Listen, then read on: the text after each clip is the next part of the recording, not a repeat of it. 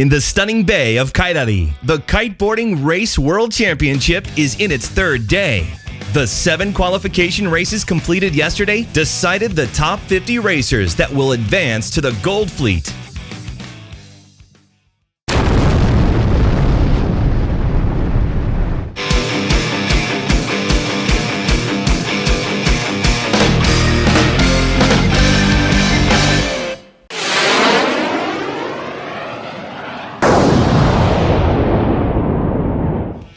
The races in final 2 days of this event will lead us to a new course racing champion for 2012. But it's also Saturday, and while it's October, Italy's still in summer mode. And everyone, it seems, has descended on the beach to watch the world's best kiters at the top of their game. This means, of course, preparations must start early and be thorough. At this level, nothing is left to chance, especially on this first day of the finals where everyone is a tad more anxious. The time has come to hit the water then, not least because so many things need to be checked and adjusted according to the weather conditions also. When the first race of the Gold Fleet finally starts, the majority of the riders chose the pin end side of the starting line before heading to the left side of the course. The medium strength winds today were more similar to those during the first day of this championship. Heineken from USA rounded first at the gate, followed by Lecchese from Italy and Francis Kerner in third. The kiters are now much closer to one another, more able to adjust their course and avoid mistakes. The competition in this Gold Fleet following the qualification races is extremely high. Many of these athletes have an equal shot at finishing first. Finally, after 2 laps, Heineken was the one that managed to be ahead of the rest, leaving Lecchese from Italy in second place.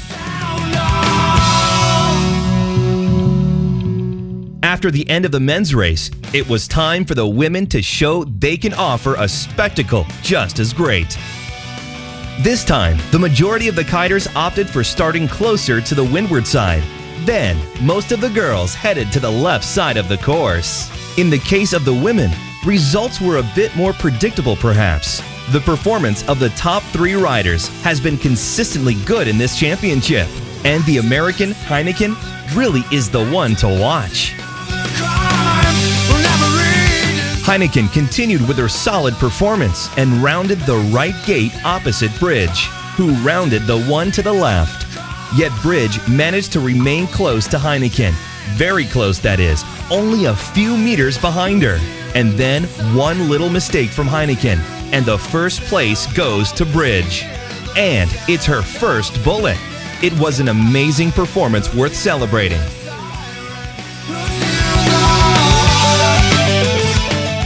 And then, it's time to return to the men for the Gold Fleet's second race for today. Germany's Florian Gruber and Bruno Sroka from France started on port tack and still managed to cross the whole fleet in front of them. Brian Lake, on the other hand, chose to be the first kiter on leeward. He was rewarded with a good lead from the start of the race. Following a downwind that turned out to be quite quick, it was Damien Leroy first on the weather mark, followed by his compatriot Oliver Danson. Excellent tactics from the Frenchman. Following an exceptional great start, Brian Lake from USA only managed to finish in 4th place after speeding downwind to the finish line. The rest of the kiters followed, all of them now headed one by one to the finish line. Let's hear a few words from Laura Linares on her experience with this new class. She's a former RSX sailor and a youth world champion. Her opinion does matter. I'm Laura Linares, I'm RSX sailor and I just moved to kite surfing. We are here as a little girls to test the new this Olympic discipline, and right now of course it's a really big step. It's pretty different. You have to work a lot in materials because it's not like standard. Everyone can race with different boards, different brands.